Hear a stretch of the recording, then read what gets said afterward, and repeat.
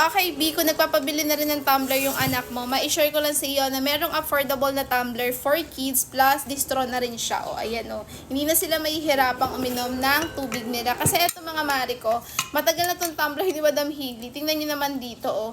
Diba, nahihirapan kasi siyang uminom dito, mabigat daw kasi. So, dati pa nagpapabili na siya sa akin ng mga tumbler. So, naghahanap pa rin kasi ako ng affordable, pero maganda yung quality na tumbler. So, ito yung nakita ko mga mari ko. And marami siyang designs ha.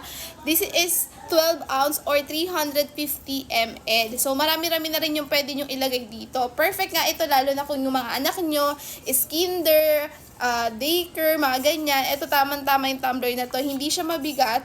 Di hassle dalhin. Ayan o. Tapos mas madali nga sila makakainom kasi nga distro na. Ayan. So mga mari ko, kung naghahanap kayo ng tumbler for kids na hindi hassle dalhin ng mga bata, plus maganda din yung quality and affordable siya, ito yung ma-share ko sa inyo. Huwag kayong mag-alala mga mari ko, marami tayong designs na pwedeng pagpilian. So, bigyan ko na lang kayo ng idea. So, meron mga ganitong designs. Meron tayo ditong yung pang gaming, merong unicorn, meron yung mga parang construction vehicle, mga ganyan. And then, meron ditong galaxy, meron dyan yung dinosaur, and itong ating mermaid. And hindi na rin niya nababakbak katulad nito, oh. Hindi na rin siya nagagasgas na ganyan.